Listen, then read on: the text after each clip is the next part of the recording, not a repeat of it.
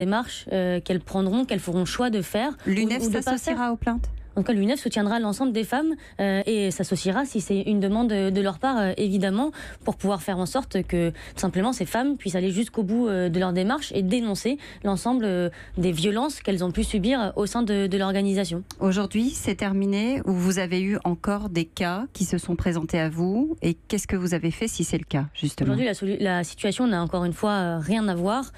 Aujourd'hui, quand il y a des cas qui peuvent arriver, encore une fois, puisque on parle de sexisme, de violence qui existe dans l'ensemble de la société. MeToo, Balance ton port, c'est toutes les strates de la société qui ont été touchées et c'est tout simplement la libération de la parole des femmes qui bouleverse des rapports de pouvoir, des rapports de domination qui existent partout. Ça veut dire qu'il va y avoir d'autres organisations touchées, que c'est peut-être la même chose ailleurs. Je pense qu'il y en a d'autres et je pense qu'aujourd'hui, pourquoi c'est dans des organisations progressistes que ça sort, c'est une bonne chose, mais c'est parce qu'on soutient les femmes qui le font et on a permis qu'elles puissent prendre la parole. Et encore une fois, je pense que c'est fondamental et j'invite toutes les organisations à le faire, à soutenir les femmes qui subissent encore quotidiennement des violences, à les encourager à prendre la parole. Et donc oui, quand nous ça arrive dans l'UNEF aujourd'hui, et ça sûrement arrivera, déjà on anticipe, on évite que ça arrive dans l'ensemble de nos cadres collectifs. Il y a des vidéos sur le consentement, il y a des formations contre le sexisme, il y a une charte de l'égalité femmes-hommes qui est distribuée à l'ensemble de nos adhérents dès l'adhésion au syndicat. Et ensuite, on ne cache pas ces agressions, on ne les passe pas sous silence